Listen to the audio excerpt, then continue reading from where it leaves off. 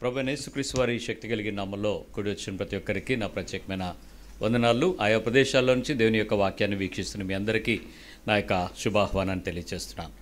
మనము దేవుని యొక్క వాక్యంలో నుంచి కొన్ని విషయాలను అర్థం చేసుకోవటానికి ప్రయత్నం చేస్తూ లోకపు సంతోషం కంటే దేవునితో యేసుతో ఉండేటువంటి సంతోషం చాలా గొప్పదని, లోకంలో ఉండే ఆనందాల కన్నా దేవుని దగ్గరికి రావడమే ఆనందం అని ఎప్పుడు మనం తెలుసుకోగలుగుతాము అని అంటే, నువ్వు దేవుని ఎక్కువగా ప్రేమించినప్పుడు, దేవుని సంగతుల కొరకు నీ హృదయం చాలా ఆసక్తి కలిగి ఉన్నప్పుడు, దేవుని విషయాల పట్ల నీకు మమకారం పెరిగినప్పుడు, దేవునితో మాట్లాడడం నీకు ఒక అత్యధికమైన సంతోషం అని నీకు అనిపించినప్పుడు, దేవునితో మాట్లాడటం ప్రార్థన అయితే దేవునితో మాట్లాడేటువంటి ప్రార్థనలో దేవుని సంగతులను ఏ రీతిగా ఆలోచన కలిగి ఉంటున్నామో అనేటువంటి విషయం కూడా సరి అయినటువంటి స్పృహ కలిగి ఉండడం చాలా ముఖ్యమైనటువంటి పని. ఈ ముఖ్యమైనటువంటి పరిస్థితులను కొంచెం జాగ్రత్తగా అర్థం చేసుకొని, మన మాటలు భావాన్ని దేవుడు అర్థం చేసుకోగలడు, మన మాటలలో భాషను దేవుడు అర్థం చేసుకోగలడు, మన మాటలలో ఉద్దేశాన్ని దేవుడు అర్థం చేసుకోగలడు. ఆ మాత్రం దానికి మాట్లాడడం అవసరమా అని అనడానికి లేదు. మీరు అడగకపోవటం వలననే చాలా వాటిని మనం పొందలేకపోతున్నామని వాక్యం చెప్తుంది. అంటే మనము దేవుడు అర్థం చేసుకుంటాడు కదా అని అపార్థమైన మాటలు మాట్లాడడం మాని, అర్థవంతమైనటువంటి, శక్తివంతమైనటువంటి, సంపూర్ణమైనటువంటి భాషను కూడా మనకు తెలిసిన పరిస్థితుల మధ్యలో మనం మాట్లాడడం అనేది నేర్చుకుంటాం. ఆ నేర్చుకునేటువంటి విషయాలలో భాషతో కూడా త్వరపడి దేవునితో మాట్లాడేటువంటి విధానాన్ని కూడా స్వస్తి చెప్పాలి. దేవుని మందిరంలోకి పోయినప్పుడు నీ ప్రవర్తన అంతటిని శ్రద్ధగా జాగ్రత్తగా చూసుకోమని వాక్యం హెచ్చరిక. అంటే ఏంటి? నా ప్రవర్తన అంటే నా కాస్ట్యూమ్స్, నా వస్త్రాలు సరిగా చూసుకోవాలి, నా మైండ్, నా మనసుతో ఉండేటువంటి ఆలోచన స్థితిని సరిగా చూసుకోవాలి, నా బిహేవియర్, నా ప్రవర్తన చేసే పద్ధతులను, నాతో ఉండే సరౌండింగ్స్ మధ్యలో కూడా నా బిహేవియర్ని కూడా జాగ్రత్తగా చూసుకోవాలి. త్వరపడి ఆయన సన్నిధిలో మాట్లాడొద్దు అని చెప్తాడు. అంటే ఇష్టం వచ్చినట్లుగా, నీకు నచ్చినట్లుగా, నాకు స్వేచ్ఛ ఉంది కదా అన్నట్లుగా భావాన్ని ప్రకటించగలిగేటువంటి పద్ధతి కూడా నియంత్రించబడాలి. సరి అయిన విషయంలో దేవుడు అనేటువంటి ఆ ఉన్నతత్వానికి నేను ఇచ్చేటువంటి విలువ తగిన రీతిగా నేను ఉండి నా భక్తిని, నా హృదయ కోరికను దేవునితో మాట్లాడటం అనేది నేర్చుకోవాలి. ఈరోజు ఆ మాటలాడేటువంటి పరిస్థితుల మధ్యలో నీ అవసరతలు అడగడం లేక చెప్పటం వేరు, కోరికలను కోరుకోవటం నేరం. ఈ అనుభవానికి నేర్చుకోవటానికి ప్రయత్నించేద్దాం. అవసరతను లేక నా అడగడం లేక చెప్పడం, ఇది నాకు కావాలి అనే నా అవసరతను వ్యక్తపరచటం, అడగటం వేరు, కోరికలను కోరుకోవటం వేరు. అది నేరమే. దేవుని సన్నిధిలోనికి వచ్చేటువంటి వ్యక్తులకు దేవుడు అనే భావము సరి అయినటువంటి అభిప్రాయం కలిగి ఉండకపోవటం వలన చాలామందికి అడుగుచున్నామో కోరుచున్నామో అనే తేడా తెలియదు. ఈ లోకంలో చాలామందికి మీరు కోరిన కోరికలు తీర్చే దైవములని కొంతమందికి పేరుంది. కోరికలు తీర్చుతారు అంటే వాళ్ళు ఏం చేస్తారు? నువ్వెలా బతికావో చూడరు, నువ్వెలా ఉండాలో నేర్పరు, నువ్వెందుకు ఉండట్లేదని అడగరు, నువ్వెలా ఉన్నావు అనేది ప్రశ్నించరు, కానీ నీ కోరికలు తీరుస్తారు.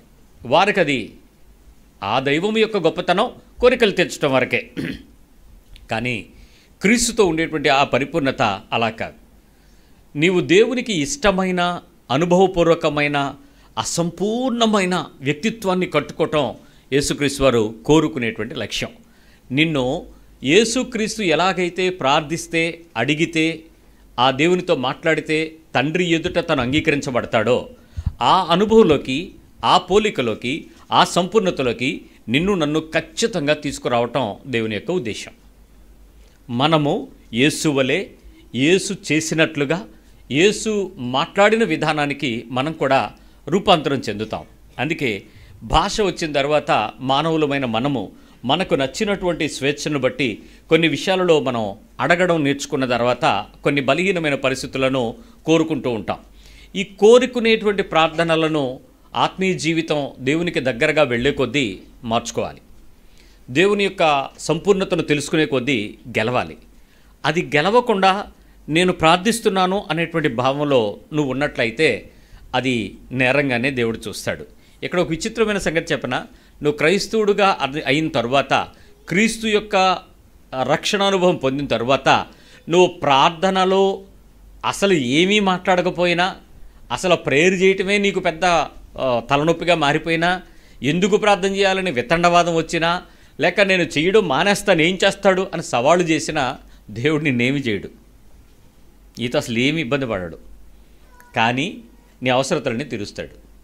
కానీ నువ్వు అడిగితే నీకుండేటువంటి, ప్రార్థిస్తే నీకుండేటువంటి, చెప్పితే నీకుండేటువంటి దేవునితో సంబంధం ఏదైతే ఉందో ఆ సంబంధాన్ని బట్టి నీ హృదయం ఆనందించగలిగే స్థితిని నువ్వు అడగని వ్యక్తి నువ్వు వెతికి చూస్తే అతడిలో ఉండదు. ఆ రెండింటికి తేడా స్పష్టంగా చూడగలం. నీకు గడిచిపోవటం ముఖ్యమా, దినం గడవటం ముఖ్యమా, నీకు కావాల్సినవన్నీ జరగటం ముఖ్యమా, నేను ఎలా ఉన్నా పర్వాలేదు అనుకోవటం ముఖ్యమా, నేను దేవునితో ఆ అనుబంధం కలిగి ఉన్నాను అని చెప్పుకోవటం ముఖ్యమా అన్నది నీకు ఉండాల్సినటువంటి ప్రయారిటీ. సో ఆ తేడా ఏంటో ఈరోజు కొంచెం కూలంకుషంగా తెలుసుకోవడానికి ప్రయత్నించేద్దాం. ఫిలిప్పీ పత్రిక 4వ అధ్యాయము 19వ వచనం మనందరికీ సుపరిచితమైన కంటత వాక్యం ఇది. ఫిలిప్పీ పత్రిక 4వ అధ్యాయము, ఫిలిప్పియన్స్ చాప్టర్ 4:19. కాగా దేవుడు తన ఐశ్వర్యము చొప్పున క్రీస్తు యేసునందు మహిమలో మీ ప్రతి అవసరమును తీర్చును. ఇక్కడ చాలా స్పష్టంగా బైబిల్ చెప్తుంది, దేవుడు తన ఐశ్వర్యము చొప్పున. దేవుడి దగ్గర చాలా ఐశ్వర్యం ఉంది. ఆయన సకల ఐశ్వర్యమునకు కారణభూతుడు. పరలోకంలో ఆయనకు లేనిది, ఆయన కలగనది, ఆయన దగ్గర ఉన్నది అంటే ఏం లేదు. అవన్నీ ఉండిన తర్వాత కూడా వాటన్నిటి నుంచి మనలను ఆయన రిక్తుడుగా వచ్చి మనలను ధనవంతులుగా చేయడానికి ఇష్టపడిన ఐశ్వర్యవంతుడు. ఆయన తన ఐశ్వర్యము చొప్పున క్రీస్తు యేసునందు మహిమలో మీ ప్రతి కోరిక తీర్చును. ప్రతి అవసరమును తీర్చును. కోరిక కాదు, ఏముంది అక్కడ? అవసరం. ఎవ్రీ నీడ్, ప్రతి అవసరం తీరుస్తాడంట. చాలామందికి ఇక్కడ అవసరము అన్నది పెద్ద బరువైన పదం. నేను అవసరాన్ని నొక్కట్లా, ప్రతి ఎవ్రీ అవసరం తీరుస్తాడో లేదో నేను చెప్పను, కానీ ప్రతి అవసరం తీరుస్తాడని చెప్పగలను. Every need will be fulfilled. ఇక్కడ ఆలోచించండి, ఇక్కడ దేవుని యొక్క వాక్యము మీకు ప్రతి అవసరాన్ని తీరుస్తాను అని ఇష్టపడినప్పుడు మీ అవసరాలు ఆయనకు ప్రత్యేకంగా టైం కట్టుకుని చెప్పాల్సిన పని ఉందా, చెప్పాల్సిన అవసరం ఉందా? చెప్పకపోతే ఆయన ఏమన్నా తీర్చడం మానేస్తాడా? అది నీ అవసరం అని ఆయనకు గుర్తించడం ఎలా? దేవునికి మన అవసరతలు చెప్పాలా, తెలియదా? ఇది ఒక మీమాంస. మన అవసరతలు ఆయనకు తెలుసు. మనల్ని సృజించిన వాడు మన గురించి ఆలోచిస్తున్నాడు. ఆకాశ పక్షుల కన్నా మనం శ్రేష్టమైన వారమే. మనల్ని అన్ని విషయాల్లో పట్టించుకుంటాడు. ఆయన ఇలా చేస్తానని చెప్పాడంటే అలా చేస్తాడంతే. ఆయన మాట ఇచ్చి మాట తప్పుటకు ఆయన నరుడు కాదని బైబిల్ చెప్తుంది. మత్తయి సువార్త 5వ అధ్యాయం 45వ వచనంలో, మాథ్యూ 5:45, ఆయన చెడ్డవారి మీద మంచివారి మీదను తన సూర్యుని ఉదయింపచేసి నీతిమంతుల మీదను అనీతిమంతుల మీదను వర్షం కురిపించుచున్నాడు. ఎవరెవరి మీద చేస్తున్నాడు ఆయన? అందరి మీద, చెడ్డవారు మంచివారి మీద. నేను ఇందా చెప్పానుగా, నువ్వు అడిగినా అడగపోయినా అని. అడగని మంచివాడివైనా, అడిగే చెడ్డోడమైనా, నువ్వు చేసేటువంటి పనులలో నీ స్థాయి ఎలాంటిదైనా నీ గురించి ఆయన ఏం చేస్తాడంట? మంచివారి మీద, చెడ్డవారి మీద తన సూర్యుని ఇస్తాడు. నీతిమంతుల మీదను అనీతిమంతుల మీదను వర్షము ఇస్తాడు. మిమ్మల్ని ఏమి తక్కువ చేయడు ఆయన. ఇది ఇస్తాను ఇది ఇవ్వను అనేమి ఉండదు. ఆయన చాలా హ్యాపీగా, కంఫర్ట్గా మనందరినీ ఒకేలాగా చూడాలని ఆశపడుతున్న దేవుడు. ఎవ్వరికీ కూడా ఏది తక్కువ చేయాలని ఆయన ఆశపడట్లా. దీనిలో మంచోళ్ళు ఉన్నారు, చెడ్డోళ్ళు ఉన్నారు, నీతిమంతులు ఉన్నారు, అనీతిమంతులు ఉన్నారు. వీళ్ళందరికీ కూడా ఆయన చేస్తానికి ఆయన చాలా ఇష్టంగానే ఉన్నాడు. 6వ అధ్యాయం చూడండి, మత్తయి సువార్త 6వ అధ్యాయము 8వ వచనం చెప్తుంది, మీరు వారి వలె ఉండకుడి, మీరు మీ తండ్రిని అడుగక మునిపే మీకు అక్కరగా ఉన్నవేవో ఆయనకు తెలియను. ఇక్కడ ఎవరిలాగా ఉండొద్దన్నాడు? వేషధారంగా చేసేటువంటి ప్రార్థన కలిగినటువంటి దీర్ఘ ప్రార్థనలు చేసేవాళ్ళలాగా ఉండకుండా మీరు మీ తండ్రిని అడుగక మునిపే మీకు అక్కరగా ఉన్నవేవో ఆయనకు తెలియను. సో ఇప్పుడు మీకు కాన్ఫిడెంట్గా మీకు ఏమర్థమైంది? మీ అవసరతలన్నీ ఆయనకు తెలుసు. పెద్ద లిస్టులు పట్టరావద్దు, పెద్ద రిక్వెస్ట్లు పెట్టద్దు, పెద్ద డీటెయిలింగ్గా మనం వివరంగా చెప్పక్కర్లేదు. కానీ ఆయన మీ అవసరతలన్నీ కూడా, మీ అక్కరలు అన్నీ కూడా ఆయన ఎరిగి ఉన్నాడు అనే విషయం మనకు అర్థమవుతుంది. కాబట్టి మనం ప్రార్థన ఎలా చేయాలనే విషయంలో మీరు అడగక మునిపే మీకు అక్కరగా ఉన్నవేవో ఆయనకు తెలియను అనేటువంటి స్పష్టత మనకి ఇస్తున్నాడు. అంటే అడగాల వద్దా అన్న మీమాంసలో ఆయన ఇస్తాడు అనేటువంటి విషయం యొక్క నమ్మికకు, ఆయన అన్ని విషయాలను తీర్చగలడు అనే నమ్మికకు, ఆయనే తీర్చగలడు అనే విశ్వాసానికి, నేను అడుగుతున్న లిస్టు కంటే నేను చెబుతున్న విషయాల కంటే, నేను అడుగుతున్న వివరము కంటే వాస్తవమైనటువంటి నా హృదయ సంబంధమైన పరిణితిని బట్టి నా ప్రార్థనకు సమాధానం త్వరగా దొరుకుతుంది, నేను ఆనందించగలను. ఆ అనుభవంలోకి ఎలా వెళ్ళాలి? 6వ అధ్యాయం మత్తయి సువార్త 31వ వచనం 6:31. కాబట్టి ఏమి తిందుమో ఏమి త్రాగుదుమో ఏమి ధరించుకుందుమో అని చింతింపకుడి. కాబట్టి ఇవి కామన్ నీడ్స్. దేవుడు మీ అవసరం ఇది. ఏది? మీ ఫుడ్ కానీ, మీ బట్టలు కానీ, మీరు నివసించడానికి కావాల్సినటువంటి స్థాయి ఇవన్నీ కానీ ఇవ్వాలంటే అవి అవసరం. వాటిని మనము దేవుని దగ్గరకు వెళ్ళి ప్రార్థిస్తున్నాము అనేటువంటి విషయాలలో చాలా ఎక్కువగా పెద్దగా ఏం చెయ్యక్కర్లా. ఆయన స్పష్టంగా కిందటి వారం మనతో చెప్పాడు, ఈ దినాహారము నేడు మాకు దయచేయమని అడగమన్నాడు. ఆ దినాహారానికి బిర్యానీ కావాలా, చికెన్ కావాలా, మటన్ కావాలా, చేప కావాలా, ఎవరింటికైనా వెళ్తే వాళ్ళు నాకు ఏం పెట్టాలి, మెనూ కావాలా, ఇవేమీ అడగలనక్కలా. నీ ఆహారం తెచ్చటం దేవుని ఉద్దేశం. నీ కడుపుని, నీ శరీరాన్ని పాడవకుండా ఉండగలిగే అవసరతలలో నీ వస్త్రము, నీ ఆహారము, నువ్వు ఉండవలసినటువంటి స్థితిని పోషించటం దేవుని నీతి. దానికి మనం ప్రత్యేకించి ప్రార్థనలు అనేటువంటి వేషాలు వేయక్కర్లా. ఆ విషయాలపై మన ప్రత్యక్షత గురించి మాట్లాడుతున్నాడు 32వ వచనంలో. ఏమి తిందుమో, ఏం తాగుదామో, ఏం ధరించుకుందాం చింతించకండి, అన్యజనులు వీటన్నిటి విషయమై విచారింతురు. సో ఇప్పుడు అన్యుల్లాగా ప్రార్థన చేయకు. వాళ్ళు దాని గురించి ఆలోచిస్తారు, రేపు ఏం చేద్దాం, రేపు ఎలా చేద్దామని. మీరేం చేయాలి? ఇవన్నీ మీకు కావాలనని మీ పరలోకపు తండ్రికి తెలియను. That's it. మీ అవసరమని నీ తండ్రికి తెలియను. నీకు వీటిని ఇవ్వడం దేవునికి ఇష్టం అనే విషయం మీకు తెలియను. ఇప్పుడు తిన్నది అరక్క కొట్టుకోవడానికి, వేసుకున్నది సరిపోక తిట్టుకోవడానికి, ఉండడానికి సరిపోక ఏడవడానికి నీ ప్రార్థనలు దేవుడు వింటున్నాడని నువ్వు చేసే ప్రార్థనలకు మోసపోవద్దు. సో దేవుని సన్నిధిలోకి వచ్చేటువంటి మనము, దేవునితో ఉండే సంబంధాన్ని తెలుసుకోవాల్సిన మనము, దేవునికి మనకి ఉండవలసినటువంటి ఆ అనుబంధాన్ని కట్టుకోవాల్సినటువంటి వ్యక్తిగా క్రైస్తవుడు ఎలాంటి అనుభవం కలిగి ఉంటాడో ఒక నిమిషం ఆలోచిద్దాం. ఇక్కడ అవసరం అంటే నీ మనుగడ కొరకు తప్పనిసరిగా జీవించటానికి కావలసినవి అనేటువంటిది అర్థం. నా లైవ్లీహుడ్, నా మనుగడకు ఏవి అవసరమో వాటిని నేను అడగడానికి, కోరుకోవడానికి మధ్యలో నా ప్రార్థన సరిగా ఉండాలి. అడగడం వేరు, కోరుకోవటం వేరు. నువ్వు అడిగితే దేవుడిస్తాడు, కోరితే దేవుడు తీరుస్తానని చెప్పలా. కానీ కోరికలను ప్రార్థనలు అనుకుని మోసపోవద్దు. కోరికగా కోరుకునే చాలా అంశాలకు వివరం తెలియకపోవటం వలన నేను అడుగుతున్నాను అనుకుంటూ కూడా కోరుకుంటూ ఉంటాం. చాలా ప్రార్థనలు ఈ రోజుకి ఆత్మీయ జీవితాలలో సమాధానాలు రావు. అయినా నువ్వు విశ్వాసం కోల్పోవు, నిరీక్షణ కోల్పోవు, ప్రార్థన మానవు. కానీ నువ్వు చేస్తున్నదంతా ప్రార్థన అని అనుకుంటే అది మోసం. నువ్వు విశ్వాసంలో ఉండడం తప్పు కాదు, కానీ నువ్వు చేస్తున్నదంతా ప్రార్థనని, నేనే ప్రార్థన చేస్తున్నాను అనుకుని అవేషధారణ జీవితం జీవించొద్దని బైబిల్ హెచ్చరిక చేస్తూ ఉంది.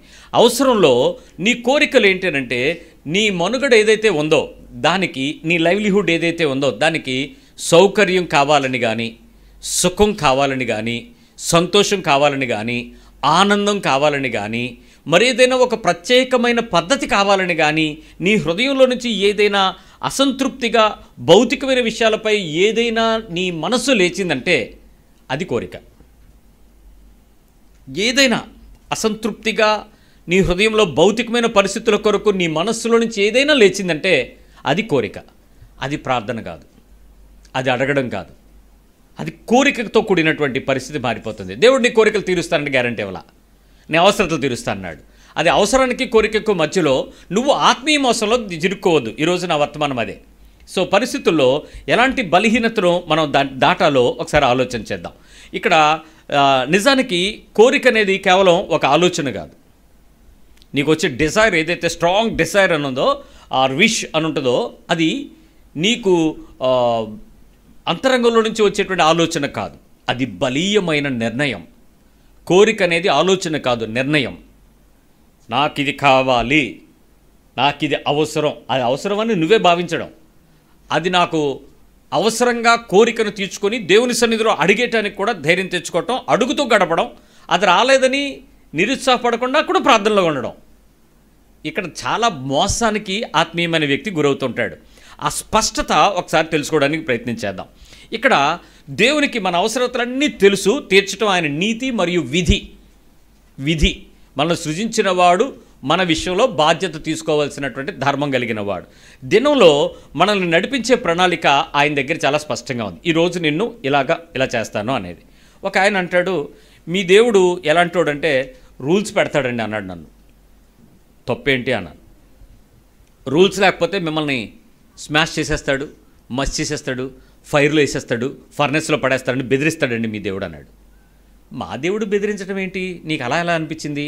మేము భయము కలిగి ఉండడానికి, భక్తి కలిగి ఉండడానికి, క్రమం కలిగి ఉండడానికి ఒక అభ్యాసాత్మకమైనటువంటి గుణము మానవ మనస్సుకు, మానవ జ్ఞానానికి అతీతమైనటువంటి వాడుగా దేవుడు చూసినప్పుడు ఈ కండిషన్లో హెచ్చరికలేవి నీకు కనబడవు. ఒకవేళ ఆ మనిషి కండిషన్స్ని చూడటం మర్చిపోయాడు అనుకోండి, దేవుని సంగతులు అర్థం చేసుకోవడం సరిగా లేదనుకోండి, బెదురు పెట్టడం తప్పు కాదు. అలాగని బెదురుతోనే జీవించేసి నేను భక్తిలో నడిపించేద్దాం అనుకోవటానికి దేవుడు మీ మీదకు తన అధికారాన్ని చూపించగలిగేటువంటి ఆ రకమైనటువంటి శాడిజంని కూడా కలిగి ఉండడు. మరి దేవుని సంగతులు అర్థం చేసుకోవడం ఏంటి? నేను నా దేవుడు అనే విషయం ఒక్కసారి స్పష్టతలోకి వస్తే, నీ అవసరతల కన్నా ముందుగానే మనం ఇంకనూ పాపులమై, బలహీనులమై, అపరాధములతో చచ్చిన వారమై ఉండగా మనల్ని ప్రేమించి ఆయన తన విమోచన క్రయధనంగా కుమారుణ్ణి ఇచ్చేశాడు. ఆ దేవుని ప్రేమ నీకు అర్థం కావడం మానేసి ఆయన ఏం కోరుకుంటున్నాడు అన్నది అర్థం చేసుకోక నువ్వు ఎంతసేపు ఆయనలో గుణాలలో ఉన్నటువంటి మంచి పరిస్థితులను నువ్వు చెడ్డకి అన్వయించుకుని, మానవ మేధస్సుతో అన్వయించుకుని నువ్వు దేవుని గురించి చెడ్డ అభిప్రాయం తెచ్చుకుంటున్నావు అని చెప్పాను. ఇప్పుడు నువ్వు కూడా అలాగే చాలా విషయాలలో మన అవసరం దేవుడు తీరుస్తాడు అనేటువంటి నమ్మకంతో మనం ప్రార్థనలో దేవుని సన్నిధిలో అడగడం అనేది చాలా ఇంపార్టెంట్. అయితే కోరికలు దేవుడు తీరుస్తాడని బలవంతం చేయబోతూ ఎప్పుడైనా ఎక్కువసార్లు దేవుని మీద ఆశగా ప్రార్థన ఏమన్నా చేశారేమో గుర్తించండి. Just examine it. నేను ఎగ్జాంపుల్స్ ఇస్తాను. ఆ ఎగ్జాంపుల్స్ ఇచ్చినప్పుడు మీకు బాగా అర్థమవుతుంది, ఇదా నేను అడిగింది, ఇలా అడగకూడదేమో అని. మీకు ముందు మీరు ఏమైనా అసలు నేను పర్ఫెక్ట్ అని మీరు అనిపించేసుకోవాలని నా ఆశ, నేను ఎలా చేయనండి అనేసి నువ్వు అనేసుకుంటే బెటరు. ఆ తర్వాత నేను తప్పులు పట్టుకుంటాను. అందుకు నేనేమి చెయ్యను, నాకు అలాంటివి తెలుసు, నాకు ముందు నుంచి తెలుసు, బైబిల్ చదివేస్తున్నాను కాబట్టి నేనేం కోరికలు కోరను. నాకేం కోరికలు ఉంటాయి? అవన్నీ చిన్న చిన్న కోరికలు. ఆ మాత్రం తీర్చడా దేవుడు? వాళ్ళకి తీర్చాడు కదా, వీళ్ళకి తీరుస్తాడు కదా, వాళ్ళ సాక్ష్యాలు చెప్పారు కదా, వాళ్ళు అలాగన్నారు కదా. అలాంటివి ఏవైనా నీకు ఉండుంటే నువ్వు కూడా కాన్ఫిడెంట్గా నేనేం కోరికలు కోరను, నా అవసరతలు దేవుడు తీరుస్తాడు, నేను ఎప్పుడు నమ్ముతున్నాను అని నువ్వు అనుకుంటే మంచిదే. ఎక్కువసార్లు బలవంతం చెయ్యబోయే ప్రార్థనలు ఏమైనా ఆశగా చేస్తున్నావేమో చూసుకో. దేవుడిని బలవంతం చేయడం. పిల్లలు కొన్నిసార్లు అంటారు, ప్లీజ్ ప్లీజ్ ప్లీజ్, ఈ ఒక్కసారికి ఎలాగైనా, మరి ఇంకేమనొద్దు, మొహమాటం, బలవంతం, ముండిగా లాంటివి ఏమైనా మనం చెప్తున్నామేమో ఒకసారి ఆలోచించండి. ఇక్కడ నేను కొన్ని పదాలు చెప్తాను, బైబిల్ చెప్పినటువంటి పదానికి కొన్ని పర్యాయ పదాలు చెప్తాను. దాని అర్థాన్ని తెలుగులో నేను చాలా వరకు దగ్గరగా తెచ్చాను, కానీ దాన్ని ఇంగ్లీష్లో బాగుంది కదా, తెలుగులో చెప్తాను, మనకి బాగా అర్థం అవుతుంది. వాంఛ.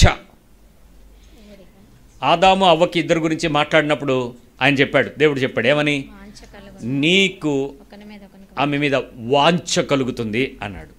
It's a desire. పదం ఒకటే, కోరిక, ఇవన్నీ. నీకు ఒక్కొక్క దానికి ఒక చిన్న విషయం. వాంఛ అంటే చాలా బలమైన కావాలి అనేటువంటి భావన లేక తపన. కావాలి. ఇక్కడ నేను స్త్రీ పురుషుడి గురించి పక్క పెట్టేయండి. మీలో కొంతమందికి వాంఛలు ఉన్నాయా లేవా? కొన్ని విషయాల మీద వాంఛలు ఉన్నాయా లేవా? పిల్లలు లేని వాళ్ళకి ఏముంటుంది వాంఛ? ఏంటి? బలమైన వాంఛ. పెళ్ళి కానోళ్ళకి ఏముంటుంది? వాంఛ. అది అక్కడికి వచ్చేటోడికి వాంఛ. ఓకే. రోజు తెల్లని తినేవాడికి ఏముంటుంది?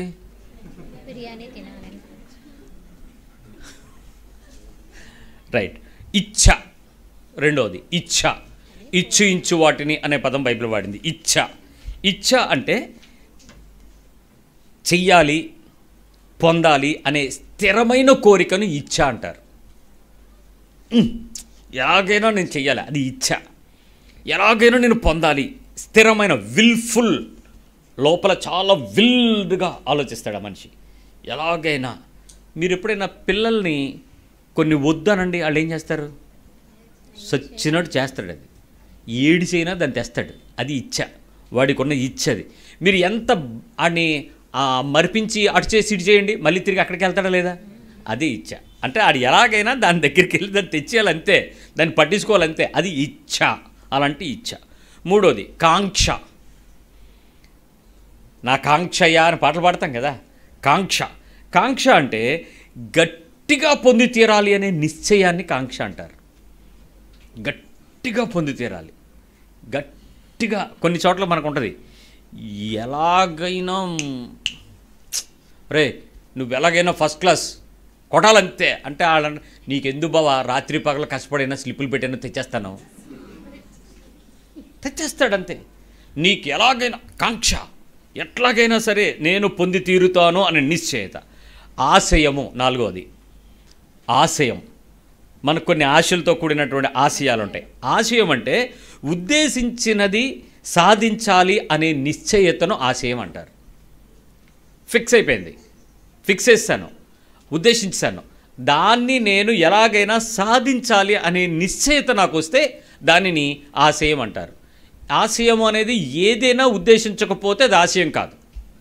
ఏదో ఒకట్లే కాదు, ఫస్టా సెకండా థర్డా ఆ బెస్టా లేకపోతే అది ఎక్కడుందా అక్కడుందా ఎక్కడుంది ఎవరున్నారు ఏంటి ఫిక్స్ ఉంది. ఫిక్స్ చేసి దానిని ఎలాగైనా తెచ్చుకోవాలనేటువంటి తపన. 3, 4, 5వది తపన. తపన అంటే బలమైన కోరికతో కూడి దాన్ని సంపాదించడానికి ప్రయత్నం. తపన. ఎందుకు అలా తపన పడిపోతున్నావు అంటాం అంటే ఏంటి, ఇంక ఎలాగో ఒకలాగా కింద మీద పెట్టేసుకుని అటు ఇటు అయిపోయి దాన్ని ఎలాగైనా కోరికతో తెచ్చేసి దాన్ని లాగేసుకోవాలి, దాన్ని సంపాదించుకోవాలి అనేటువంటి ప్రయత్నము తపన అని చెప్తుంది. సో నా ఆఖరిది 6వది ఆకాంక్ష. కాంక్ష వేరు, ఆకాంక్ష వేరు. ఆకాంక్ష అంటే నిరీక్షణతో కూడిన కోరిక. ఇప్పుడు రాకపోయినా తర్వాత వస్తుంది, ఎప్పటికైనా వస్తుంది, ఎలాగైనా వస్తుంది, ఎప్పటికైనా నేను తెచ్చుకోగలను, ఎప్పటికైనా మార్చుకోగలను. ఆకాంక్ష. ఇప్పుడు నేను చెప్పినటువంటి వాంఛ, ఇచ్ఛ, కాంక్ష, ఆశయము, తపన, ఆకాంక్ష ఇవన్నిటినీ కూడా ప్రార్థనలో దేవునితో మాట్లాడేటప్పుడు దేవునితో మాట్లాడడం కన్నా దేవుని దగ్గర ఉన్న వాటి కోసం చేసేటువంటి తపనలో, ప్రార్థన అనే పదాలలో ఇవన్నీ ఉంటాయి. ఇవేవీ లేకుండా దేవునితో మాట్లాడండి 5 నిమిషాలు చూద్దాం. Did you ever tried to talk with God, speak with God? మీకు ఇప్పుడు దేవుడు ఎలా కనబడుతున్నాడు? అదో డిపార్ట్మెంటల్ షాప్ లాగా, కిరాణా కొట్టులాగా, లేకపోతే ఏదో ఇచ్చే బజార్ లాగా, సూపర్ మార్కెట్ లాగా ఏదో దొరుకుద్ది ఆయన దగ్గర అన్నదే తప్ప అసలు దేవునితో నాకు సంబంధం ఏది? ఎప్పుడు ఆశించారా? నేను నా ఫ్రెండ్ది ఒక షాప్ ఉండేది, చాలా పెద్ద సూపర్ మార్కెట్. నేను రెగ్యులర్గా వాడి దగ్గరికి వెళ్తూ ఉండేటప్పుడు వాళ్ళ ఫాదర్ ఏం చేశారంటే, ఎరా రోజు ఈ టైంకి మీ ఫ్రెండ్తో మాట్లాడడానికి వస్తావు, ఏ పని చేయవా అని అడిగాడు ఒకసారి నన్ను. నాకు సిగ్గేసింది. ఏం పని ఉంటే చెప్పండి అంకుల్ చేస్తానంటే, ఇలా రా పొట్లాలు గట్ట అన్నాడు. ఫ్రెండ్ని అలాగనేస్తాడా? అప్పుడు మా ఫ్రెండ్ కేసు చూశాను, ఏడు మావాడు లేడు అన్నట్టు, ఆడు పొట్లాలు కడుతున్నాడు రా అన్నాడు. మరి షాప్ ఓనర్ ఏం చేస్తాడు? జనరల్గా పిల్లోడిని పనుడిని ఒకేలా చూస్తాడు. ప్రివిలేజెస్ వేరుగా ఉన్నా ఏం చేయాలో తెలియక వెళ్ళిపోదామని బండి తీసాడు. ఎరా వెళ్ళిపోతున్నావు రా అన్నాడు. మళ్ళీ బండి స్టార్ట్ చేసి లోపలికి వెళ్ళాను.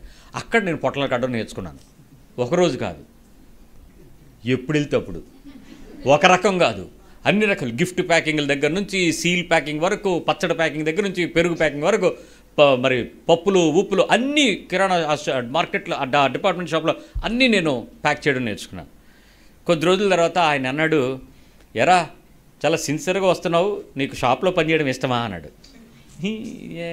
నా ఫ్రెండ్ కోసం వస్తున్నాను అంకుల్ అన్నాను. అంటే సర్లే కౌంటర్లో కూర్చో అన్నాడు. ఆ రోజు నేను క్యాష్ కౌంటర్లో కూర్చున్నాను. ఆ రోజు నాకేంటో ఒక తెలియని గర్వం. ఏంటి షాప్ నాదే కాదు, but I enjoyed that day. నేను చిల్లర లెక్కడం, 100 ఇస్తే చిల్లర తీసుకుని మిగిలిన డబ్బులు ఎలా ఇవ్వాలో ముందు నోట్ చేతిలో పక్కన పెట్టుకోవటం. ఎందుకు కొన్నిసార్లు డబ్బులు లోపల వేసామని కడిచ్చాడు లేదు కన్ఫ్యూజ్ అయ్యేమనుకో గొడవలు అయిపోతాయి. అవన్నీ చెప్పాడు ఆయన, ముందు ఇక్కడ పెట్టాలి ఇలా చేయాలి అవన్నీ చూసుకున్నాడు. ఓ 2 నెలల తర్వాత నన్ను ఒక ఆయన అడిగాడు, మీ షాపుకు రావట్లేదేంటి అని అడిగాడు. 2 నెలలు రెగ్యులర్గా నేను అక్కడ కనపడినప్పుడు ప్రజలందరికీ నేను ఎలాంటి అభిప్రాయం కలిగించాను? షాపు నాది అన్న అభిప్రాయం కలిగించాను. నేను ఆయనతో ఆ ఓనర్ గారికి సంబంధించినటువంటి వ్యక్తిని అనేటువంటి విషయం 3 నెలల తర్వాత ఒక ఆయన అడిగాడు, ఆయన మీకేమవుతాడు అని. షాపు నాకేమవుద్దని అడగలా, ఆ ఓనర్ నీకేమవుతాడు అని అడిగాడు. ఒక 5 నెలల తర్వాత వాళ్ళ అబ్బాయి నన్ను అన్నాడు, ఒరే నిన్ను నాకు అన్నయ్య అనుకుంటున్నారా అందరూనూ? మా ఫ్రెండ్ అన్నాడు, నువ్వు పెద్ద కొడుకు అనుకుంటున్నారా? నువ్వు షాప్లోకి లేకపోతే ఏంటి మీ అన్నయ్య రావట్లేదని అందరూ అడుగుతున్నారా? నువ్వు అప్పుడప్పుడు వస్తుండరా అన్నాడు. ఇప్పుడు మొదట నేను వెళ్ళిన స్థితి నా స్నేహితుని కోసం, తరువాత నేను నేర్చుకున్నది పని, తదుపరి నేను కూర్చున్నది కుర్చీ. ఇప్పుడు నాకు ఆ షాప్కి సంబంధం కన్నా షాప్ యజమానికి నాకు ఏమైంది సంబంధం? పెరిగింది. ఇప్పుడు నాకు షాప్లో ఉన్న మనుషుల కన్నా, షాప్లో ఉన్న వస్తువుల కన్నా నాకు సంబంధం దేంతో ముఖ్యమైంది? ఇప్పుడు ప్రజలకి వ్యక్తి కలిగిన ఆ యజమానితో. దేవుడి దగ్గరికి వచ్చిన నువ్వు దేవునితో సంబంధం పెంచుకునేటువంటి అనుబంధాన్ని పెంచుకుంటున్నావా? దేవునితో సంబంధానికి తగిన వారసత్వాన్ని పెంచుకునే పిలుపుని తెచ్చుకోగలుగుతున్నావా? దేవుని దగ్గర ఉన్న వాటి కొరకే వచ్చి ఆ బడ్డీలో కూర్చునేటట్టు రోజు వచ్చి హాయ్ సార్, నమస్కారం సార్ అని లాస్ట్లో వెళ్ళిపెట్టాడు, ఆ చిన్న పకుడీ పిల్లవా అన్నట్టుంది. ఏంటి నీ సంబంధం? ఒక 6 నెలల పాటు దేవుని మందిరంలోకి వస్తే దేవునితో నీ సంబంధం ఏ స్థితిలో పెరిగింది? కుమారత్వంలోకి వచ్చిందా? యజమానత్వంలోకి వచ్చిందా? అసమానత్వానికి తెచ్చుకోగలుగుతున్నావా? దాని అధికారంతో ఆయనతో పాటు ఉండేటువంటి ఆ రిలేషన్షిప్ నీకు పెరిగిందా? ఒక 6 సంవత్సరాలు నువ్వు సంఘంలో పెరిగితే నీకు దేవునికి ఉండేటువంటి సంబంధం నీ హృదయాన్ని ఆయన హృదయంతో పెంచుకుని పెనవేసుకుని సంబంధానికి పెరిగిందా? ఆయన దగ్గర ఉన్న వాటితోనే మళ్ళీ సంబంధానికే వెతుకుతుందా 6 సంవత్సరాల తర్వాత? ఒక 60 సంవత్సరాలు అయిపోయిన తర్వాత కూడా నువ్వు అడుగుతున్న విషయాలలో దేవునితో అడిగితే సిగ్గుపడి అడగక సస్తున్నావేమో కానీ అడగాల్సి వస్తే మాత్రం నోరిడిచి ఇగో నేను చెప్పిన లిస్ట్ అంతా పట్టుకెళ్ళి ప్రార్థన అనే పదంలో ముగించడానికే ముగుతున్నాం. కాదంటారా? దేవునితో అడిగే సంబంధానికి దేవునితో సంబంధానికి ఏమైనా సంబంధం ఉందా మనకి? ఆయనేమో నీ అవసరతలన్నీ తీరుస్తానని ఖచ్చితంగా గ్యారంటీగా రాసిపెట్టాడు. ఇవన్నీ నేను తీరుస్తాను, నువ్వేం వర్రీ అవ్వక్కర్లేదు. ప్రార్థన చేస్తున్నాం, ప్రభువా ఈ వధూవరులిద్దరినీ దీవించండి, ఆశీర్వదించండి. పరసంబంధమైన ప్రతి వరమును, భూ సంబంధమైన ప్రతి ఫలమును, ఆత్మ సంబంధమైన ప్రతి వరమును ఫలమును ఇచ్చి వారిని సంపూర్ణంగా దీవించి భూమి మీద నీవు ఏ వాగ్దానం అయితే ఇచ్చావో ఈ వధూవరులిద్దరిని ఏకశరీరంగా జతపరిచి వారికి గర్భఫలముల చేత భూమిని నిండించి ఆశీర్వదించినట్లు తృప్తిపరచండి. యేసు నామములో ప్రార్థిస్తున్నాము తండ్రి. ఆమెన్ అనరే? Amen amen. పెళ్లిలో ప్రతి ప్రార్థనలో నేను చేయకపోయినా ఏ పాస్టర్ ప్రార్థన చేసినా ఈ ప్రార్థన చేస్తాడు. అయిపోయిందా? ఓ సంవత్సరం తర్వాత మళ్ళీ మీరు వచ్చి ఏమడుగుతారు పాస్టర్ గారిని చెప్పండి? పిల్లలు పుట్టకపోతే దేని గురించి అడుగుతారు? ఓ సంవత్సరం లోపు అయ్యారు పిల్లల కోసం ప్రార్థన చేయండి. ఆ రోజు నువ్వు నమ్మలేదా? ఏ రోజు? అక్కడ పాస్టర్లందరినీ పిలిచావు, స్టేజ్ ఎక్కించావు, చేతులు చాపించావు, ఆమెను అనిపించావు, సంఘం అంతా ఆమెనంది. మరి ఈరోజు సంవత్సరంలో కార్యం చేయలేకపోతే నీకు మళ్ళీ ఒక నమ్మకం వచ్చిందా అపనమ్మకం వచ్చిందా? పాస్టర్ దగ్గర ప్రార్థనకు వచ్చావు. సో ఇప్పుడు ప్రార్థన అనే పదంలో నువ్వేం అడిగించుకుంటావు చెప్పు. అడిగించుకుంటావు అని అడుగుతున్నాను, అడిగావని అట్లా. ఏం అడిగిపించుకుంటావు? ఇది బాగుంది పదం. ఏం అడిగిపించుకుంటావు మీ పాస్టర్ గారు నోటి చేత చెప్పండి, మాట్లాడండి. అవసరమా? అవసరం అడుగుతారా?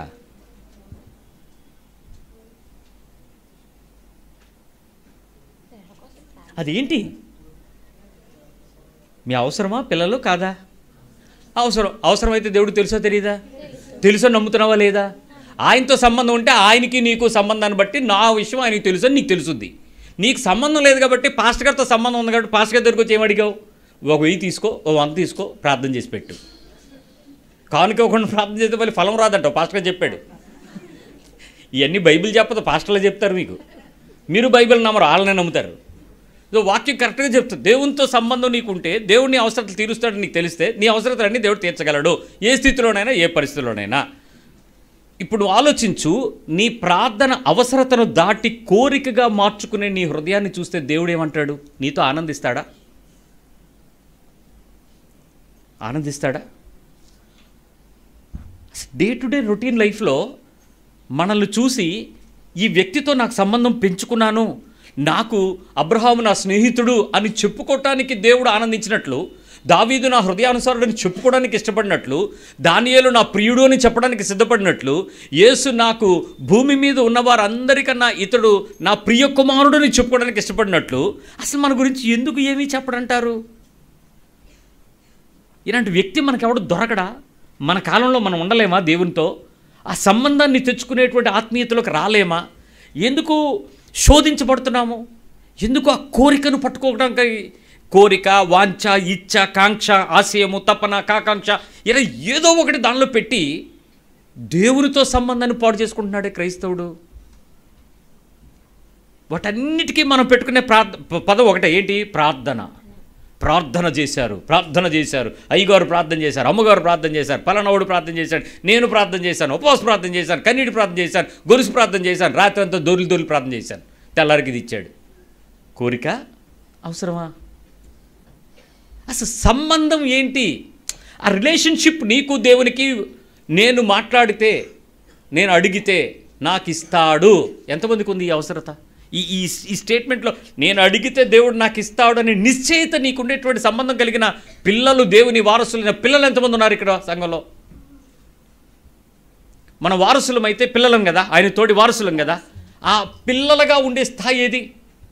ఎన్నో విషయాల్లో మన హృదయంలో ఆయనకు నాకు ఉండేటువంటి వాక్యపు సంబంధం కన్నా నా అవసరతలకు యేసు ప్రభు చాలా ముఖ్యమైనవాడుగా కనపడుతున్నాడు. ఆ అవసరత నాకు తీరుస్తాడనే దానికన్నా నేను అడిగి తెచ్చుకోవాలి అనేటువంటి నిరుత్సాహపు భక్తి ప్రార్థనగా మార్చుకుంటున్నాడు మనిషి. ఐఎమ్ సారీ టు సే, ఈ విషయాల్లో నువ్వు కొంచెం మార్చుకోవాల్సినటువంటి అవసరత ఎంతైనా ఉందని అర్థం కావాలి. ఇక్కడ మన అవసరాలు చెప్పకుండా హృదయములో నుంచి ఆత్మ తానే మనపక్షంగా ఉచ్చరింప సఖ్యం కాని మూలుగులతో ప్రార్థన చేయగలగడానికి నువ్వు ఇష్టంగా ఉండగలిగితే, ఇష్టమైన జీవితం జీవించగలిగితే, you need not to cry out for something, you need not to beg for something. ఆత్మ నీ గురించి విజ్ఞాపన చేస్తాడు. నువ్వేమీ చేయక్కర్లే, కానీ నువ్వు జీవించాలి. నువ్వు ఆయనకు నచ్చినట్టుగా జీవించకుండా నా అవసరతలు ప్రార్థన చేస్తున్నాడు, ఆత్మ విజ్ఞాపన చేస్తాడంటే జరగదు. నువ్వు ఆయన చెప్పినట్టు చేయాలి, నువ్వు ఆయన కోరుకున్నట్లు చేయాలి, నువ్వు ఆయన నచ్చినట్లు చేయాలి, ఆయన చెప్పిందే చేయాలి. మళ్ళీ నీకు నచ్చింది చేస్తే కుదరదు. ఆయన చెప్పిందే చేయాలి, ఆయన చెప్పినదే చేయుడి. అప్పుడేమవుద్దంటే నేను ప్రార్థించక మునిపే నా అవసరతలన్నీ పరిశుద్ధాత్మ దేవుడు విజ్ఞాపన చేస్తాడు. ఆ ఇంటర్సీడింగ్ స్టార్ట్ అవుతుంది. ఈ ఇంటర్సీడింగు నీ కొరకు గొప్ప పరలోకపు సహాయాన్ని తేగలిగిన దేవునితో సంబంధాన్ని పెంచే స్థితికి విజ్ఞాపనగా మారుస్తాడు. ఈ అనుభవం ఆత్మలో నువ్వు చెయ్యకుండానే నీ నోట్లో నుంచి, నీ హృదయంలో నుంచి, నీ ఆత్మలో నుంచి చాలా పద్ధతిగా వెళ్ళిపోతూ ఉంటుంది. అయితే కోరిక ఏం చేస్తుందో చెప్పనా? కోరిక ఏం చేస్తుందో చెప్పనా? పదాలను, భాషను, తెలివితేటల్ని, నైపుణ్యాన్ని, కవితల్ని, పటిమను, ఇంకా కొంచెం బ్యాలెన్స్డ్గా రాజమౌళి స్క్రిప్ట్ రాసినట్టు అవన్నీ తీసుకొస్తుంది కోరిక. మీరు వెళ్ళి నుంచోండి దేవునితో. కోరిక కలగకుండా మీరు ప్రార్థన చేయడానికి నిలబడడానికి, ప్రార్థన చేయడానికి మీరు ఎలా ఆలోచిస్తారో చెప్పండి. రే ఇవో అంటే బాగుంటుందా? మీరు ఎలా పొలైట్గా అడుగుతారు చెప్పండి. ఇప్పుడు అదే పదం, ప్రభువా, తండ్రి, నాయన, దేవా, బాబు, ఇంకెన్ని పదాలు ఉన్నాయో అసలు మీరు మెస్మరైజ్ చేస్తారు ఆయన్ని. మోసపోకండి, దేవుడు విక్రించబడ్డావు.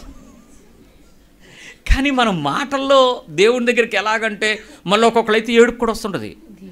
స్పాంటేనియస్ ట్యాప్ ఓపెన్ అవుతుంది, చక్కని గ్లెజరన్ రాయకుండా వచ్చినట్టు వస్తుంటుంది యాక్టర్లాగా. వచ్చి మోకాళ్ళు వేసినప్పుడు కూడా తలెత్తటానికి ఆ సుంకరి పరిశీలిలాగా ఎత్తకుండా తలదించి ముసుగు కిందకి వేసేసి ఆ లోపల నుంచి ప్రార్థన కూడా చేస్తాడు.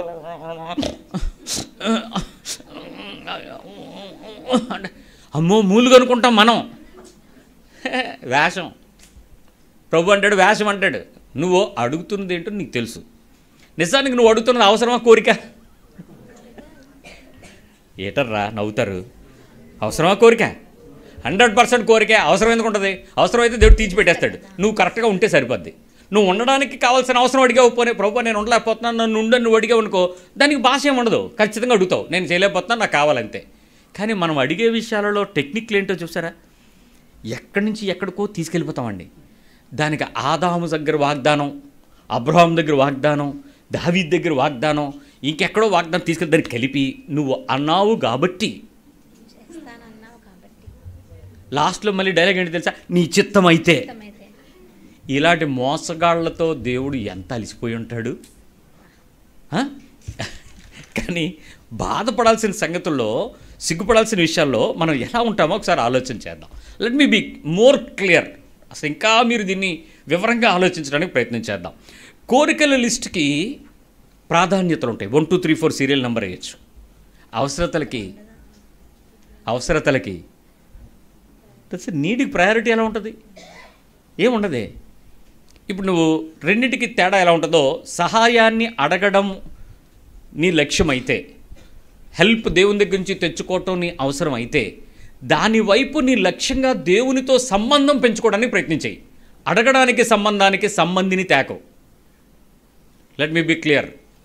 నీవు తెచ్చుకోవటం నీ లక్ష్యం అయితే, నీకు ఆయనకు ఉండే సంబంధాన్ని పెంచుకునే దిశగా నీ లక్ష్యాన్ని పెంచుకో. నీకేది కావాలనుకుంటున్నావో అది నీకు రావాలంటే నువ్వు దేవునికి తగిన రీతిగా ఉండడానికి కావలసిన జీవితాన్ని పెంచుకోవటమే నీ జీవిత గురి గమ్యంగా మార్చుకో. అదే చెయ్యి, ఇంకేమొద్దు. అది చెయ్యకపోగా నువ్వేం చేస్తావంటే నీ కోరికను తీర్చుకోవటానికి మధ్యవర్తిగా ఎవరి ఇష్టమైతే అతనితో తెచ్చుకుంటాం, ఆమెతో తెచ్చుకోవడానికి తిప్పలబడుతున్నారు. మీ పాస్టర్ గారు, మీ ప్రార్థనా పర్వాలైనటువంటి పాస్టర్ అమ్మగారు, లేకపోతే ఇంకెవరో ప్రేయర్ ఆంటీ, ఇంకెక్కడో ప్రేయర్లు పెట్టండి అంటారు కదా. ఈ మధ్య పెడుతున్నారుగా బాగా ప్రేయర్లో. పెడుతున్నారా? పెట్టినవన్నీ వస్తున్నాయా? పనే వాళ్ళకి వస్తాయి, మీకు రావు. పెట్టిన వాళ్ళకి వస్తాయి. ఎందుకంటే వాళ్ళు ఏదో అడుగుతున్నారు, ఏదో ఒకటి అడుగుతున్నారు కదా. దేవునితో ఉన్న సంబంధం కాబట్టి వాళ్ళకి ఇస్తాడు. మీకోసం ఇవ్వాలని గ్యారంటీ ఏం లేదు. 100 అడిగితే 2-3 వస్తాయి. ఆ 2-3 మీరు అడగమనే వస్తాయి. అక్కడ సంబంధాన్ని నేర్చుకోడు. సో ఆ సంబంధాన్ని నెరవేర్చుకునే విషయంలో సహాయాన్ని అడిగించుకునే మధ్యవర్తి ప్రయత్నాన్ని మానేద్దాం. మధ్యవర్తి ప్రయత్నం. ఇక్కడ చాలామంది నా మాటలకు ఎగనెస్ట్గా ఉంటారు. అదేంటి మీ పాస్టర్ గారు ప్రార్థన చేయొద్దని చెప్తున్నాడు, చేయించుకోవద్దని చెప్తున్నాడు, ప్రార్థనకు రావద్దంటాడేంటి, వస్తే చేయడు అంటాడేంటి?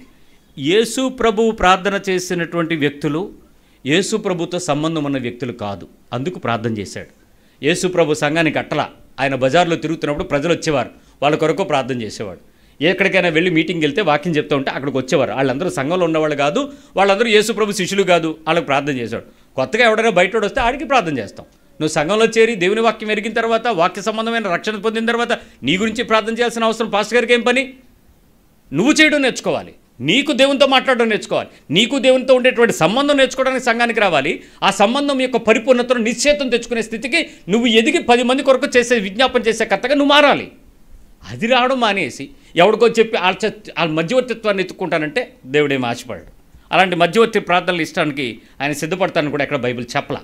నేను మీకు కొన్ని ఎగ్జాంపుల్స్ చెప్తాను. ఆ ఎగ్జాంపుల్స్లో మీరు ఎలాంటి వారై ఉన్నారో ఒకసారి ఆలోచించండి. మొదటి ఎగ్జాంపుల్ చెప్తాను. దేవా దినాహారము నేడు మాకు దయచేయండి. ఇది అవసరమా? ప్రార్థన కోరిక? దేవా పలానా హోటల్లో నుంచి పలానా హుడ్ ఇవ్వండి.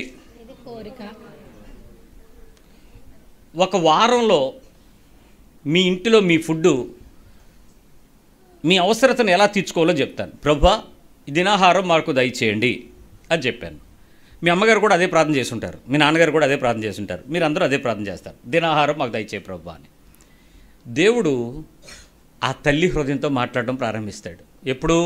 నువ్వు ఇష్టమైన మంచి గృహ నిర్వాహకత్వం కలిగిన, లక్ష్యము కలిగిన, తన పిల్లల మనసు ఎరిగిన, తన భర్త హృదయం ఎరిగిన, తన పనివారి నడతలు ఎరిగిన ఆ స్త్రీవైతే, గుణవతివైతే, నా అర్థం అది బుద్ధిహీనురాలు అయితే కాదు, పిల్లు పీక్కునే దానివి కాదు, బుద్ధిమంతురాలు అయితే నీతో దేవుడు చక్కగా చెప్తాడు, నిన్న నువ్వు పప్పు వండావు, ఈరోజు పులుసు పెట్టు, నీ వాళ్ళకి ఇష్టంగా తింటారని చెప్తాడు. అప్పుడు ఆమె నీ నోటికి రుచికరమైనటువంటి శ్రేష్టమైన పదార్థాలు తేడానికి భర్త హృదయాన్ని దేవుడు ప్రేరేపిస్తాడు. ఈరోజు ఈ వస్తువు పట్టుకెళ్ళి ఇంటికి అని. అక్కడి నుంచి వస్తాయి. ఇంటి వారందరూ కలిసి కూర్చుని సంతోషంగా, ఆనందంగా, తృప్తిగా భోజనం చేసేటట్లు దేవుడు బలపరుస్తాడు. ముందు రోజు నుంచి మెను,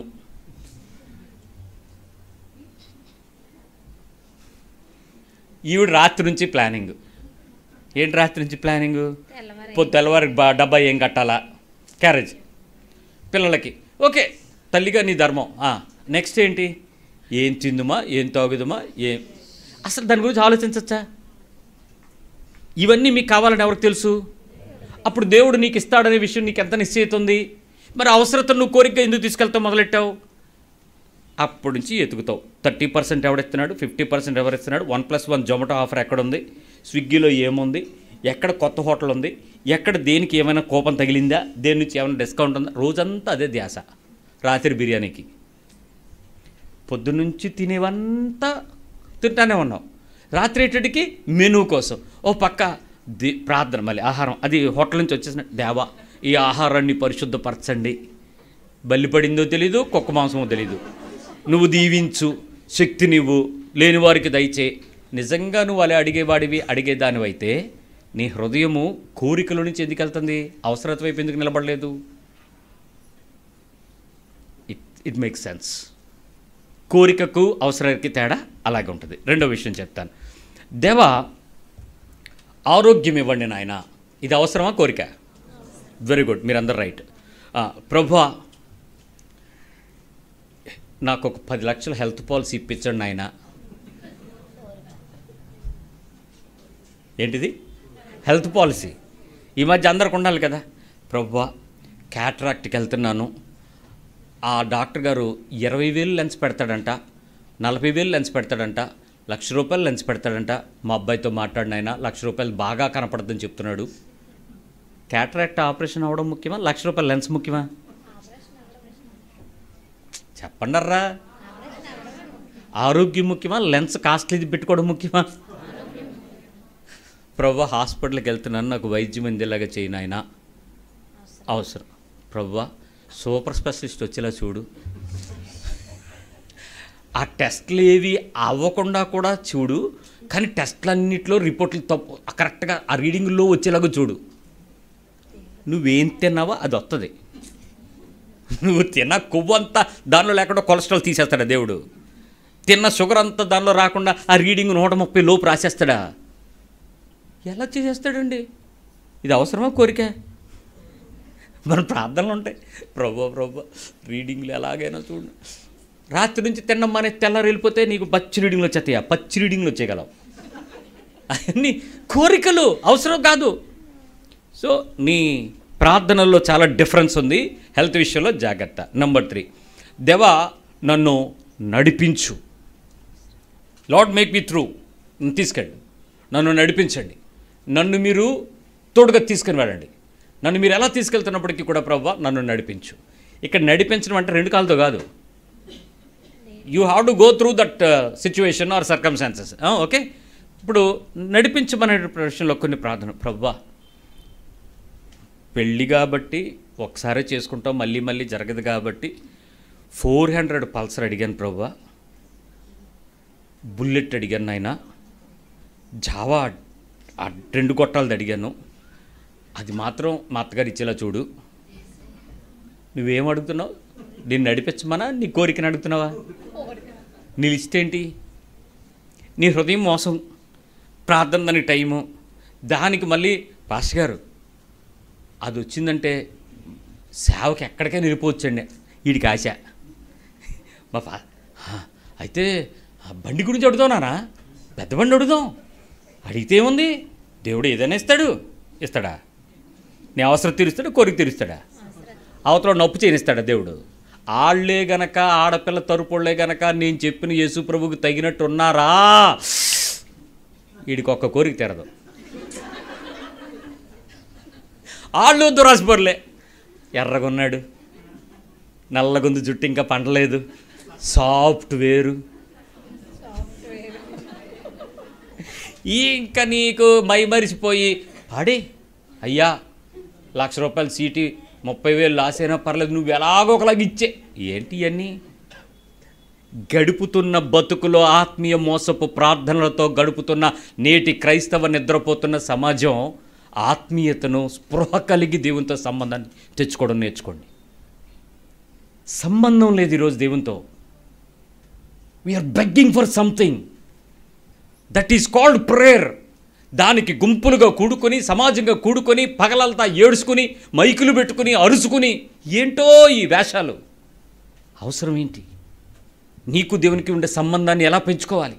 దాంతో నాకు నడవలసిన మార్గం దేవుడు నాకు ఎట్లా నడిపిస్తాడు? అసలు నీ స్పెసిఫికేషన్స్ ఏంటి? నువ్వు భూ సంబంధివా, పరలోక సంబంధివా? భూమి మీద ఎంతకాలం బతుకుతావు? యాత్ర చేయడానికి వచ్చావు. యాత్ర చేయడానికి వచ్చినప్పుడు మోసుకోవడానికి ఎన్నెందుకు? ఎలా ఉండాలో నేర్పిస్తాడు, అవన్నీ ఇస్తాడు. వాటి వలన నీకు ఆశ లేకుండా, మమకారం లేకుండా పెట్టగలడు. వాటిని నీ కంట్రోల్లో ఉంచుతాడు. నువ్వు వాటి కంట్రోల్లోకి బతకకుండా చేస్తాడు. ఆ జ్ఞానం నీకు తెలుసా? ఆ అనుభవం నీకు తెలుసా? ఆ స్థాయికి నీ హృదయం రాకపోతే మోసమే. 4వ విషయం చెప్తున్నా. ప్రభువా నా పరిస్థితులన్నిటిలో నన్ను మీరు బలపరచండి నాయన. నేను వెళ్తున్న పరిస్థితులు మీకు తెలుసు. మీరు అనుమతించినవేవి నా జీవితంలోకి రాలా. Everything is your admitted. ఈ పరిస్థితుల్లో నువ్వు నన్ను బలపరచు ప్రభువా. ఇది దేవుని సహాయం అడగడం అవసరం. ప్రభువా నన్ను గెలిపించండి. ఇదేంటి? ఏంటిది? నన్ను గెలిపించండి. మీకు తెలుసా, దావీదు యుద్ధాలు చేయాల్సి వచ్చినప్పుడు ముందు దీర్ఘదర్శి దగ్గరికి వెళ్ళేవాడు. వెళ్ళనా వద్దా అని, గెలుస్తానా వద్దా అన్నది కాదు, చెయ్యాలా వద్దా అని. ఈరోజు ఆత్మీయ జీవితంలో ప్రతి పాస్టర్ దగ్గరికి వచ్చేవాళ్ళు ఎందుకు వస్తున్నారో తెలుసా? ఆడికి కావాల్సిన విజయం పొందుకోవడానికి స్వీట్ ప్యాకెట్ ముందే ఇచ్చేస్తున్నారు, ఇచ్చేసి ప్రార్థనలు అంటున్నారు. కానుక ముందే ఇచ్చేసి చేసేయం నా కోసం, అన్నీ అయిపోయేలాగా చూడు, make it success, grand success అయ్యేలాగా చూడు. ఏంటండి లంచాలు? ఆత్మీయత లంచమా? దేవుడు నీ దానికోసం ఆశపడతాడా? ఎవడైనా యెహోవాకు భూమిని అప్పగింత పెట్టగలడా? యెహోవాకు సూచన చేయగలడా? ఏమిటి నీ ఆలోచన? ఎందుకు ఆ బలహీనమైన పరిస్థితుల్లో దేవునికి ఏదో చేస్తే ఏదో వస్తుంది అనేటువంటి ఆ రెసిప్రోకల్ డెసిషన్ ఎందుకు నీ మైండ్లో? దురాశ కదా అది, కోరిక కాదు. ప్రార్థన ఏది? దేవునితో సంబంధం ఏది? దేవునితో మాట్లాడే అనుభవం ఏది? నన్ను బలపరచు అనడం వేరు, నన్ను నడిపించు అనడం వేరు, నన్ను గెలిపించు అనడం కోరిక కాదా? ఎందుకు గెలిపించాలి? ఒక్కొక్కసారి దేవుడు నిన్ను ఓటమిలోకి తీసుకెళ్తే దేవుడి యొక్క గొప్ప సన్నిధి ఎలా ఉంటుందో తెలుసా? ఇజ్రాయెల్ ప్రజలకు తెలుసండి అవి. ఎప్పుడెప్పుడు ఓడిపోయారో అప్పుడప్పుడు దేవుని సన్నిధిని వాళ్ళు మొర్రపెట్టి అంగలార్చి పశ్చాత్తాపడి తిరిగి విజయోత్సాహంలోకి నడిపించబడ్డారు. ఎప్పుడు వారి కన్నులు మెరికలెత్తి గర్వహృదయం కలిగి యెహోవా తట్టు దేవుడెవడని అన్నారో యుద్ధాలు వచ్చేసినాయి, ఓడిపోయారు, అపజయం పాలైపోయారు. వాళ్ళ గర్వం అణిగిపోయేది. అయ్యో మేము ఎందుకు యుద్ధం చేయలేకపోయాం, మా బలం సరిపోలేదండి. బలం సరిపోయింది, దేవుడు నీకు వ్యతిరేకంగా ఉన్నాడు. యెహోవా నీకు వ్యతిరేకమాయను, యెహోవా ఈరే అనే వ్యక్తి ఇహికాబోదు అనేలాగా ప్రభావం వదిలిపోయింది. ఆ ప్రదేశంలో దేవుని సన్నిధి లేదు అని తెలిసిపోయింది, అపజయం వచ్చేసింది. ఈరోజు నీ జీవితంలో చాలా చోట్ల దేవుని యొక్క బలముతో నడిపించాలి అనే కోరికకు బదులు, నా పరిస్థితిని బలపరచాలి అనే బదులు, నీవు గెలవాలి అనేటువంటి దానిలో నీ ప్రార్థన ఎక్కువైంది. మీ కుటుంబాల్లో మిమ్మల్ని మీరు బలపరుచుకునేటువంటి పరిస్థితుల్లో దేవా నన్ను బలపరచు అన్నప్పుడు సంసోను జీవితంలో తిరిగి గొప్ప బలం అతని మీదకి వచ్చింది. కానీ అప్పటి వరకు వాడి జుట్టులో ఉన్నటువంటి గర్వము బలము చాలా పొగరగా పనిచేసింది. కళ్ళు పీకించుకున్నా సిగ్గురాలేదు అడిగి. మనకు కూడా అంతే, దెబ్బలు తగులుతూ ఉన్నా ఈ ప్రార్థనలు మానం, ఈ అరుపులు అరక్తూనే ఉంటాం. నాకు అది కావాలి, నాకు అది చేసే, నాకు ఇలా గెలిపించు. వాళ్ళందరూ నోర్లు మూసే అంది ఒక ఆవిడ. వాళ్ళందరూ నోర్లు మూసేమంటే నేను అన్నాను, ప్రభు వాళ్ళు నోరు లేపన్నాను. ఆవిడ అడిగింది, అదేంటి నేను చేసేదానికి మీరు చేసేది వ్యతిరేకంగా అయింది, మరి దేవుడు ఎలా వింటాడని. వినడం, నీ ప్రార్థన అయినా వినాలా, నా ప్రార్థన అయినా వినాలా. నేను ఆయనకి నచ్చినట్టు బతికితే నా ప్రార్థన వింటాడు, నువ్వు నచ్చినట్టు బతకపోతే నీ ప్రార్థన వినడం. కాబట్టి అప్పుడు నా ప్రార్థనకి గెలుస్తుంది, వాళ్ళు నోర్లు తెరుస్తాడు, నువ్వు వెళ్ళి ఓడిపో అన్న. అలాగెలాగండి, మనం అక్కడ గెలవకపోతే క్రైస్తవులుగా తల కొట్టేసినట్టు ఉంటుంది. పిచ్చి భాష లేకు. దేవుడు నిన్ను సిగ్గుపరచడం దేవునికి ఇష్టమే, దేవునికి విజయమే అది. అంతేకాని నిన్ను ప్రతిసారి గెలిపించాలని అనుకోడు దేవుడు. ఎందుకు? నీకు బుద్ధి చెప్పాలని. ఆయన నామానికి నువ్వు చేసే పని వల్ల మహిమ రాదని ఎప్పుడు అనుకోకండి అర్రా. మీ వల్ల ఆయనకి చెడ్డ పేరు వస్తుంది బైబిల్ చెప్తుంది. మన వలననే దేవుడికి తన చెడ్డ పేరేం రాదు, ఆయన ప్రభావం ఏం తగ్గిపోదు. ఆయన వాళ్ళతో మాట్లాడుకుని వాళ్ళకి నేర్పించాల్సిన నేర్పించుకుంటుంటాడు. కానీ నీకు నేర్పించడంలోనే దేవుడు ముందుంటాడు. తొందరపడద్దు. సో ఇలాంటి విషయాలలో ఎప్పుడు కూడా అలాంటి వ్యక్తుల్ని మీరు చేసేవి కోరికలు అయిపోతాయి. తర్వాత దేవా కావలసిన జ్ఞానము నాకు పెంచడానికి నా బిడ్డలకు కావాల్సిన జ్ఞానం ఇవ్వండి. ఇది అవసరం. నాకు పెంచడానికి, నా పిల్లలు పెరగడానికి వారికి కావాల్సిన జ్ఞానము వారికి ఇవ్వండి. ఇది చక్కటి మీరు అడిగేటువంటి అవసరమైనటువంటి ప్రార్థన. ప్రభువా ఫీజులు పెంచేశారు, ఓడి రాలేదు, ఓడి ఇంకా పడలేదు, ఇంకా లెక్కలు చూసుకుంటానన్నారు మా విద్యాశాఖ మంత్రి నారా లోకేష్ బాబు గారు. కాదు ప్రభువా, ఈసారి ఎలాగైనా ఓడి రాకపోయినా పర్లేదు, కానీ ఆక్స్ఫర్డ్లో సీటు ఇవ్వు నాయనా, కేంబ్రిడ్జ్లో సీటు ఇవ్వు ప్రభువా, గీతం కాలేజీలో ఎలాగైనా నాకు పడేలాగా చూడు. గవర్నమెంట్ స్కూల్లో కష్టంగా ఉంటుంది ప్రభువా, పిల్లలు ఫిల్తీ లాంగ్వేజ్ చెడ్డ భాష మాట్లాడుతున్నారు, బూతులు మాట్లాడుతున్నారు. అక్కడ కొంచెం మంచి స్కూల్ ఉంది, అక్కడ ఇంగ్లీష్ మీడియం స్కూలు, దూరం ఏసీ బస్సు, అక్కడది. ప్రవ్వా నువ్వు నాకు వాగ్దానం చేసావు పెళ్ళికి ముందు, మర్చిపోవద్దు. నా గర్భఫలాన్ని హెచ్చిస్తానన్నావు, భూమి అంతటికన్నా హెచ్చిస్తావు. నువ్వు చేయగలిగిన సమర్థత కలిగినోడివి. యేసు నామంలోనే అడుగుతున్నాను, ఆమేన్. ఇప్పుడు నీ ప్రార్థన కోరిక, నీ లిస్టులో స్పెసిఫికేషన్స్ బాగున్నాయి కదా, Oxford, Cambridge, AC bus, language, ఓడి రాలేదు, రీజన్స్. ఇవన్నీ దేవుడికి తెలుసా తెలీదా? మీ అవసరం ఏంటి, కోరికేంటి? నన్ను నా పిల్లల్ని పోషించడానికి కావాల్సిన నడిపింపు ఇవ్వు, నాకు కావాల్సిన జ్ఞానం ఇవ్వు, నా పిల్లలకు కావాల్సిన జ్ఞానంను పెంచడానికి కావాల్సిన స్థితిని ఇవ్వు. వాళ్ళకి నీ యందు భయభక్తులు కలిగి ఉంటారు, వాళ్ళకి జ్ఞానం వస్తుంది. నీ గురించి ధ్యానం కలిగి ఉంటారు, వాళ్ళకి నీ గురించినటువంటి జ్ఞానం, దేవుని గురించిన లోకం గురించి జ్ఞానం వస్తుంది. ఈరోజు వాళ్ళకి ఆ సీటో, లేకపోతే దానికి కావాల్సిన ఫీజో, లేకపోతే దానికన్నా అవసరతో, ఇవన్నీ నాకు సంబంధించిన విషయాలు కావు. ఎందుకంటే నా సామర్థ్యత లేదు. నాకు లేని దాన్ని నీ దగ్గరికి వచ్చి నేను అడగలేను. నేను ఫీజు కట్టలేనప్పుడు నేను దాని గురించి నేను కోరుకోవాల్సిన అవసరం ఏంటి? మనం మా చర్చిలో ఒక పాప ఫోన్ చేసింది, అన్నయ్య చాలా అర్జెంట్ అని అంది. ప్రేయర్ అవుతుంటే కొంతమందికి జ్ఞానం అధికంగా ఉంటుంది. కరెక్ట్గా మీటింగ్లు అయ్యేటప్పుడు, ప్రేయర్ అయ్యేటప్పుడు, ఆ లైవ్ అయ్యేటప్పుడు, ఇక్కడ సున్నాలు చుట్టూ ఉంటాయి. ఆ టైంలో మనం మీటింగ్లో ఎక్కడ ఉంటామని తెలుసు. ఆ టైంలోనే ఫోన్లు కొడుతుంటారు. వాళ్ళ అవసరం తప్పేమనలేం మనం, ఎందుకంటే రీచ్లో ఉండేది దేవుడు కాదు, పాస్టరే కదా, నెట్వర్క్ ఫ్రీయే కదా, జియో. తప్పేమని కొట్టేయడమే. కొట్టేసి ఏంటి 3 సార్లు కొట్టేస్తుంది ఈ పిల్ల అని చెప్పి, ఏమ్మా ఏంటి సంగతి అని అడిగితే, అన్నయ్య ఒక ఫోన్ వచ్చింది. ఏ టెన్షన్ పడకు, కూర్చో, దొరికాను కదా, దొరకకపోతే ఇంకా టెన్షను, దొరికాను కదా, ఏంటో చెప్పు అని అడిగితే, ఏరోప్లేన్లో ఉద్యోగం ఉందంట, దానికోసం చదువుకోవటానికంట 1,50,000 ఫీజేనంట, వెళ్తే ఉద్యోగం వచ్చేస్తుందంట, మరి ఎలాగైనా రమ్మని వాళ్ళు అడిగారు, ఇంటర్వ్యూ ద్వారకా నగర్లో ఉందంట, మరి ఎలాగైనా అని అడుగుతున్నారు అన్నయ్య, మరి మీరు ప్రార్థన చేయండి అన్నయ్య. డిసైడ్ అయిపోయావా నన్ను అంటే వాళ్ళు చాలా చక్కగా చెప్పారు అన్నయ్య అని. ఎయిర్ హోస్టెస్ లేకపోతే గ్రౌండ్ స్టాఫ్ అని చెప్పి ఫోన్లు చేస్తారు ఇంటర్మీడియట్ పాస్ అయిన పిల్లలందరికీ. వాళ్ళు ఫోన్ చేసి ఏం చెప్తారంటే, ఇలా ఎక్కితే అలా దిగిపోతారు ఢిల్లీలో అని చెప్తారు. విమానం అంటే ఏమీ కాదని చెప్తారు. మధ్యతరగతి కుటుంబం విమానం ఎక్కడం అనేది ఒక కళ, విమానంలో పనిచేసే ఉద్యోగం తెచ్చుకోవటం అనేది ఒక వింత. అసలు విమానం కూడా ఎరగని ఏరియాలో ఉన్నాం మేము, అడవిలో, మా ఏజెన్సీ ప్రాంతాల్లో. అక్కడుండి ఆ పిల్ల విమానం ఎక్కుదామని ఆలోచిస్తూ ఉంది. నువ్వు నీకు ఇంగ్లీష్ వచ్చా అని అడుగుతారు కదా అని అడిగితే, నీకు ఇంగ్లీష్లో ఎన్ని మార్కులు వచ్చినాయి అని అడిగారు అని. ఎన్ని మార్కులు వచ్చినాయి అని అడిగితే, అంతా ఏ గ్రేడ్ ఏ వచ్చిందని. నీకు ఏ వచ్చినా అక్కడ కమ్యూనికేషన్ అంతా ఇంగ్లీష్లో మాట్లాడిస్తారు. ఫస్ట్ ఇయర్ అంట రాకపోయినా పర్లేదు నేర్పించేద్దాం అన్నారంట. 1,50,000 ఫీజు తీసుకుని నువ్వు గ్రౌండ్ స్టాఫ్ కింద నిన్ను రిక్రూట్ చేస్తానని చెప్తే, మన ఇండియాలో మనకున్న ఆంధ్రాలో ఇక్కడున్న ఎయిర్పోర్ట్లు ఎన్ని, ఫ్లైట్ ఏజెన్సీలు ఎన్ని, ఉద్యోగాలు ఎన్ని, ఫ్లైట్ ఫ్రీక్వెన్సీ ఎంత, ఫ్లైట్ ట్రావెలింగ్ జోన్ ఎంత, ఇప్పుడు ట్రైనింగ్ వాళ్ళు ఉద్యోగాలు ఏవి, ఇప్పుడు నేను తీసుకెళ్ళి ట్రైనింగ్ ఇస్తే నీకు ఉద్యోగం ఎవడతాడు?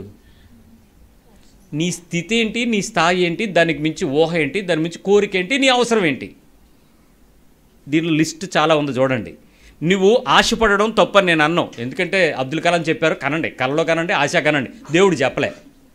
దేవుడు చెప్తే నేను అడుగుతా, ఆశ కలిగిన ప్రాణాన్ని తృప్తిపరుస్తానంటే ఆ ఆశ పెట్టేవాడు దేవుడు అవుతాడు, అంతేగాని నువ్వు కోరుకున్నది ఆశ అవ్వదు. దేవుడిని కలుసుకోవాలి. అబ్రహాము మాట్లాడాడని నాకు తెలిసింది, దేవుడు ఇక్కడ తయారు చేశాడని నాకు తెలిసింది.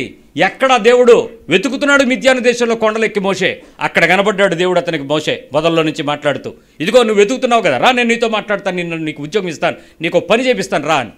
అబ్రహాం వెతుకుతున్నాడు, ఇక్కడ మాట్లాడాడు, మా పితరులు ఈ భూమి మీద తిరిగాడారు, ఏంటి నువ్వు ఎప్పుడు కలుసుకోవట్లేదు మాతో, ఏంటి నా పరిస్థితి ఏంటి, దేశ సంచారం చేస్తున్నాను, నా బతుకేంటి, నా పరిస్థితి ఏంటి? అప్పుడు కలుసుకున్నాడు ఆ ప్రదేశంలో. అబ్రహమా, నేను నువ్వు ఎదురు చూస్తున్న దేవుడు నేనేనని.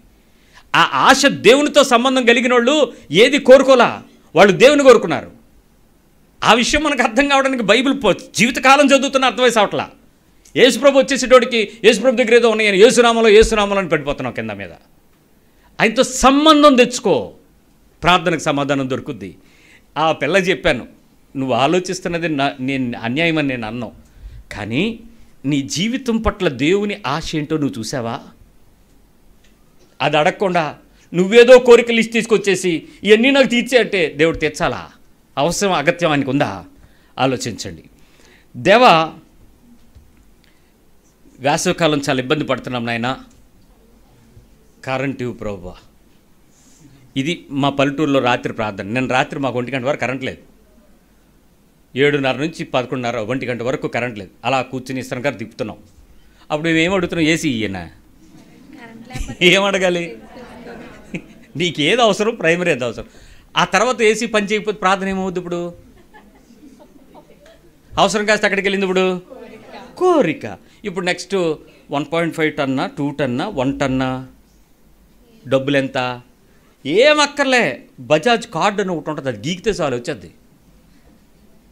అసలు నీకు వర్తియా కాదా, అది నీకు అవసరమా కాదా, నీ శక్తి ఏంటి, నీ స్తోమత ఏంటి, నీ స్థాయి ఏంటి, నీ స్థితి ఏంటి, అదేంటండి అందరికీ ఉంది మనకు లేకపోతే ఎలా అంటుంది మా ఆవిడ. మీ ఆవిడని ప్రభు దీవించును గాక. ఆవిడ కరెంటు తగ్గిస్తే చల్లగా ఉంటుంది, ఇంకేంటి ఏసీతో పని. మీ ఆవిడికి ప్రెస్టీజ్, మనం కూడా కొనకపోతే ఎలాగా. ప్రభు పాస్టర్ గారు ఏసీ కొన్నాం ప్రార్థన చేయండి, స్టెబిలైజర్ కాలిపోకుండా చూడండి ఆయన. ఎందుకు వీడు 24 గంటలు వేసేస్తారు, ఎర్రి కొత్త పిచ్చాడు కదా, అది తగలడిపోక ఏమవుతుంది. ప్రార్థన వేరు, కోరిక వేరు, సంబంధం వేరు, కోరిక వేరు, దేవునితో అనుబంధం వేరు. నువ్వు అడుగుతున్న వాటికి దేవుని దగ్గరికి వచ్చిన లక్ష్యం వేరు. దేవునితో సరైన సంబంధం లేకుండా మీరు చేసే ప్రార్థనలన్నీ వట్టి ప్రార్థనలు, వ్యధా ప్రార్థనలే, అన్నీ వృధాలే. ఇంకా మాట చెప్తాను, ప్రభువా నా ఫోన్ పనిచేయట్లేదు, నాకు సహాయం చేయండి ప్రభువా. Lord my phone handset is not working lord. ప్రభువా ఓటీటీ ఫ్రీ ప్యాకేజ్ వచ్చే సిమ్ కార్డ్ వేసే జియో ఫోన్ ఇవ్వరు ఆయన. ఓటీటీ ఫ్రీ సబ్స్క్రిప్షన్ రావాలి దానిలో. మా వాడు చెప్తూ ఉంటాడు, ఇది ఒకటే ఎందుకు వేసుకున్నారు, దీంతో మొత్తం 4 జియోతో పాటు Hotstar free, Jio cinema free, ఆ ఫ్రీ ఈ ఫ్రీ. ఆ ఫ్రీ అంతా చూడటానికి టైం ఉండద్దు. ఆ ఫోన్ పట్టుకుని ఆడేది ఏముంది. మీరు నేను 2 రోజుల్లో చూస్తాను, యాపిల్ ఫోన్ ఉంది, శాంసంగ్ ఫోన్ ఉంది, మెసేజ్లు చూస్తాను, వాట్సాప్ చూస్తాను, ఫేస్బుక్ చూస్తాను, నా మెయిల్స్ చూస్తాను. అంతకు మించి ఫోన్ ఇంక ఏం వాడాలో తెలియట్లేదర్రా, ఫోటోలు తీయడం తప్ప. మీరేం వాడతారు యాపిల్లో? ఏమంటే యాపిల్ ఫోన్ యూజర్స్ అంతకన్నా ఏం వాడతారు? ఇంకేమన్నా కొత్త దూరుతుంది దానిలో? ఏమున్నా నీకు ఇవే మేసర్గా వాడే వర్షాలు, ఇంతకన్నా యూటిలిటీ పెద్ద ఎక్కువే ఉండదు. వాటికి ఆను ఆఫ్ కాలు ఇవే కదా చేస్తాయి. ఆలోచిస్తాను, ఇది ఎప్పుడు చూసినా బ్యాగ్లో పడేసి ఉంచుతాను, అది పట్టుకున్నోడల్లా జోబులోను చేతులను పట్టు తిరుగుతున్నారు ఏంటి ప్రభు. అదే కోరిక, అదే ఉల్లాసపు మనస్సు, ప్రభు పక్ష కృతజ్ఞత లేనితనం. నా అవసరత తీర్చడానికి, నా కోరిక లిస్టు పట్టుకెళ్ళటానికి నాకు దేవునితో ఉండే సంబంధం ఏంటి? నువ్వు డబ్బులు పెడితే వచ్చేస్తుందండి. నువ్వు ఫైనాన్స్ పెట్టి తీసేసుకుంటే యాపిల్ ఫోన్ కొనేయచ్చు, దానికి దేవుడేం అక్కర్లే. దానికి మీ అమ్మని సస్తాను అని బెదిరించావు అనుకో, రేపు తెచ్చేద్ది డోక్రా లోన్ పెట్టి. ఏముండదు, వచ్చేస్తుంది. డోక్రా లోన్ కూడా బాగా ఇస్తారు ఈ మధ్య. నీకు వచ్చేది ఏమవుదు. దేవుడిచ్చాడను ఎందుకు అబద్ధం, ప్రార్థన అంటాం ఎందుకు అబద్ధం. నా బాధ అది. నువ్వు చేస్తున్న విషయాలలో దేవుడు నిన్ను చూడకుండానే నీకు ఇచ్చాడా? చూసే ఇచ్చాడు. కానీ దానివల్ల నువ్వు దేవునికి ఏ రకమైన అథెంటికేషన్, ఆ కృతజ్ఞత కలిగి ఉన్నావు? ఆ సంబంధం ఎక్కడ పెరిగింది చూసుకోండి. భూ సంబంధమైన ఎన్ని పొందుకున్న మనము దేవునితో సంబంధం సరిగా లేదు. ఎందుకు లేదని చెప్పనా? ఇవేవీ లేనప్పుడు, ఈ అనుభవిస్తున్న స్థితిగతులు ఏవి మనకు లేనప్పుడు మనం దేవునితో ఎంత దగ్గర సంబంధం కలిగి ఉన్నామో చూసుకోండి. మీకుంది ఆ రోజు ఆకలి, ఆ రోజు కానీ దేవునితో సంబంధం స్థిరంగా ఉంది. ప్రయాణానికి సాధనాలు లేవు, ప్రభుని గట్టిగా పట్టుకుని నువ్వు అడిగిన చోట బస్సు ఆపాడు దేవుడు. ఆ రోజు శ్రమ, డబ్బులు లేవు, కానీ ఆ రోజు సాయంత్రం పెట్టాడు కూరగాయలు, ములక్కాళ్ళు తీసుకొచ్చి నీ ఇంట్లో పెట్టాడు ఎవడో. అద్భుతాలు చూసేవారా, ఆశ్చర్యాలు జరిగాయ్యా. ఏది రోజు నీ జీవితంలో సంబంధం లేదు, ప్రార్థన లేదు, ప్రార్థన చేయడానికి ఆశ లేదు, కోరికలు తయారైపోయినాయి. చేసేవన్నీ ప్రార్థనలే, దినమంతా దేవుడే, అంతా మోసం బతికే కాదా? చెక్ చేస్తున్నావు, ఏం చేస్తున్నావో. ప్రభువా నాకు మంచి సంపాదించుకునేటువంటి ఉద్యోగం ఇవ్వండి ప్రభువా. ఉద్యోగం వచ్చేంతవరకు ఇదే ప్రార్థన. ఉద్యోగం వచ్చిన వాళ్ళని పిలిచి అడగండి, ప్రమోషన్ రావట్లేదండి, ట్రాన్స్ఫర్ కొడిచారండి, ఆ అడవిలో పడిచారండి, ఇంక్రిమెంట్ ఇవ్వట్లేదండి, నాకు అప్రైజల్ రాలేదండి, అసలు కంపెనీ మారిపోతాం అనుకుంటున్నాను బ్రదర్, ప్రార్థన చేయండి. నాకేంటి పని, నువ్వు మారిపోతే పో, నాకేం చెప్పావు అంటే పెద్దానికి తయారుగా ఈ పాస్టర్ కూడా ఉన్నాడు మధ్యలో, ఆడి మీద పడేయడం, నువ్వు వెళ్ళిపోయి ఉద్యోగంలో నాన్న తిప్పలు పడి ఆ కిందన పైన పంచడం. నీ అవసరం ఏంటి, నీ సంబంధం ఏంటి? నా అవసరం తీర్చే దేవుడికి నా సంబంధం ఎలా ఉంది? నా సంబంధాన్ని నేను పెంచుకుంటే నువ్వు అడుక్కోక్కర్లే, నీ చేతికి వచ్చి పడతాయి, నీ నోటికి వచ్చి పడతాయి, నీ కాళ్ళ ముందుకు వచ్చి పడతాయి. నువ్వు కళ్ళు మూసుకుంటే తెల్లారి నీ గుమ్మ ముందు ఉంటాయి. సంబంధాన్ని పెంచుకొని నువ్వు ప్రార్థనా సంబంధానికి వేషధారణతో మోసం చేసుకునే భక్తిని చేయటానికి ప్రయత్నం చేయొద్దు. చాలా సందర్భాల్లో దేవుని దగ్గర ఒక చిన్న మాట చెప్పాలి. యేసయ్య నాకు సహాయం చేయండి అని అడగడం ఎప్పుడూ తప్పు కాదు, ఎప్పుడూ తప్పు కాదు. You can ask for the help, unique help, సహాయం చేయి ప్రభు అని. వాళ్ళందరూ నాకు సహాయం చేయలేదు, చేయండి ప్రభు అని అడిగితే వాళ్ళందరి చేత నీకెందుకు సహాయం పంపాలి దేవుడు? దేవదూతలను పంపుతానుకుంటాడు ఆయన, శత్రువు దగ్గర పంపాలనుకుంటాడు. నువ్వేమో స్పెసిఫిక్గా నాకు ఏం వద్దు, వాళ్ళందరూ నాకు సాయం చేసేలా చెయ్యి ప్రభు, వాళ్ళ మనసులు తిప్పే ప్రభు. దేవుడికి కష్టమైనవేంటో ఇష్టమైనవేంటో నువ్వు చెప్పక్కర్లే, డెసిషన్ ఇవ్వక్కర్లే. You can stand on God. ఇవన్నీ నేను ఎందుకు చెప్తున్నాను తెలుసా? సమస్య వచ్చినప్పుడు నీకున్న సంబంధం బయటపడద్ది. ఆ ప్రాబ్లం నీ ఇంట్లో భార్య, భర్త, పిల్లలు, పక్కింటోళ్ళు, డబ్బులు, నొప్పులు, జబ్బులు, చావు, పరిస్థితులు, దిక్కుమాలిన స్థితి, అవమానం, ఇవన్నీ వచ్చినప్పుడు ఆ రిలేషన్షిప్ బిట్వీన్ గాడ్ దగ్గర నీ రిక్వైర్డ్ ప్రేయరు ఆత్మ ద్వారా జరిగేటప్పుడు నువ్వు చేసే ప్రార్థన వ్యాలిడ్గా మారింది. స్పిరిట్ సప్లికేషను, నీ నోట్లో నుంచి వచ్చేటువంటి అప్లికేషను కరెక్ట్ అవ్వాలి. అది దేవుని దగ్గర నుంచి పరలోకం నుంచి సమాధానం తేగలిగిన ప్రార్థన. ఆత్మ ఏమో వేరే ప్రార్థన చేస్తుంది, నీ నోరేమో ఇంకోటి అడుగుతుంది. ఎలాగవుతుంది? దేవుని దగ్గర నుంచి ఎలా దొరుకుతుంది నీకు? నీ ప్రాబ్లం వచ్చింది, నువ్వు ఫోన్ను కదా పట్టుకోవాల్సింది, సంబంధం, రిలేషన్షిప్ పట్టుకో. యు ఆర్ మై ఫాదర్, నువ్వు నా తండ్రివి, నేను నీ కొడుకుని, నేను నీ సంబంధిని, నీకు నాకు మధ్యలో ప్రవ్వా ఇదిగో ఇది అడ్డొచ్చింది, ఈ సమస్య వచ్చింది, ఇప్పుడు నన్ను డీల్ చేయి. అంతేగాని వాళ్ళందరినీ సెట్ చేయమంటావేంటి? ప్రాబ్లంలో 100 మంది ఉంటారు, వాళ్ళెవరితో నీకు అనవసరం. నన్ను సెట్ చేయి, యు ట్రీట్ మీ, నన్ను నువ్వు బెండ్ చేయి, నన్ను కోల్పోవడానికి రెడీ చేయి, నన్ను ఎలా పర్ఫెక్ట్ చేస్తే నీకు ఇష్టమో దాన్ని సరిచేయి ప్రవ్వా. అది కదా నీకు దేవునికి సంబంధం. నీకు నాకు అడ్డుగా ఉన్నది ఏదైతే ఉందో దాన్ని తీసే ప్రవ్వా. నన్ను క్లెన్స్ చేయి, నన్ను శుభ్రపరచు, నన్ను కడుగు, ఈ సోపుతో నన్ను కడుగు, నీ రక్తంతో నన్ను కడుగు, నీ వస్త్రంతో నన్ను కడుగు, నన్ను శుద్ధి చేయి. ఇది కదా హృదయంతో దేవునితో సంబంధం పెంచుకోవాలి. ఇక్కడ సంబంధం వదిలేసి ప్రార్థన అనే పదాలలో కోరికలు లిస్టు పట్టుకుని అనేకమైన విషయాలలో చాలా చెత్త మనిషి ఆత్మీయ జీవితం గడుపుతున్నాడు. ఇవేవి నీవు చేస్తున్న ప్రార్థనలన్నీ దేవుని దగ్గర వ్యాలిడ్ కాకపోయినా కోరికలన్నింటినీ స్టిల్ నిన్ను పోషించడం మనిషాడా? అన్నీ వస్తున్నాయా? అన్నీ ఇస్తున్నాడా? నేనేమనుకున్నాను తెలుసా? నీతిమంతుల మీదనో మంచివారికను ఆయన ఇస్తున్నాడు అనుకుంటున్నాను. అంటే ఇప్పుడు నువ్వు మంచోడువా నీతివంతుడువా? కాకపోయినా మనకి ఇవ్వడానికి కారణం యేసు ప్రభువే. ఎందుకో తెలుసా? నువ్వు ఏడిసే ఏడుపు కన్నా ఆయన తండ్రి కుడి పార్శ్వమున మన గురించి చేస్తున్న విజ్ఞాపన గొప్పదర్రా. సో ఇప్పుడు ఆయనకి నచ్చినట్టుగా నువ్వు ప్రార్థన చేస్తే ఏమవుతావు? Beautiful answers. నీ లైఫ్ దేవునికి ఇష్టంగా మారిపోద్ది. అప్పుడు నీ కోరికలు రావు, ఇష్టాలు రావు, అవసరతలు మాత్రం వెళతాయి. ఆ అవసరతలు ప్రార్థన చేయడం కన్నా ప్రతి అవసరత దేవునితో ముడివేసుకునే సంబంధానికే మార్చుకుంటావు. అప్పుడు చెప్తాడు పౌలు, నేను క్రీస్తుకి ఖైదీని అని. అలా చెప్పగలిగే స్థితికి వస్తాడు క్రైస్తవుడు. ఈరోజు నీ మనసులో అలాంటి ప్రార్థనా సంబంధిగా దేవుడు నా అవసరతలు తీర్చగలడు అని చెప్పగలిగే కాన్ఫిడెంట్ క్రిస్టియన్ నువ్వు ఎప్పుడైనా చూసావా?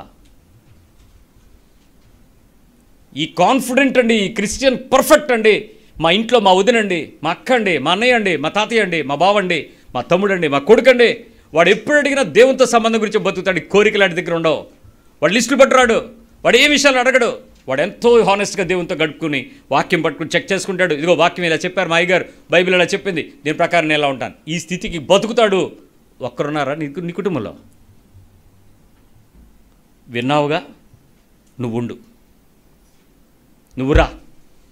ఇక కోరికలు పట్టుకుని లిస్టులు పట్టుకుని అరుచులు కేకలు వేసి ప్రార్థనలని యేసునామములని ఏడిసి సీది ఈ ఇబ్బంది పడకు. హృదయపూర్వకంగా ఆయనతో సంబంధాన్ని తెచ్చుకునే మాట, నీ ఆత్మలో నుంచి వచ్చే మాట, నీ నోట్లోంచి వచ్చే మాట ఒకటిగా మార్చి దేవుని సన్నిధిని ఆయన దగ్గరికి వెళ్ళి నుంచోగలిగే స్థితిని, ధైర్యంగా ఆయన దగ్గరికి రాగలిగే కృపను పొందుకోవడానికి ప్రయత్నించాయి. ప్రార్థన చేద్దాం.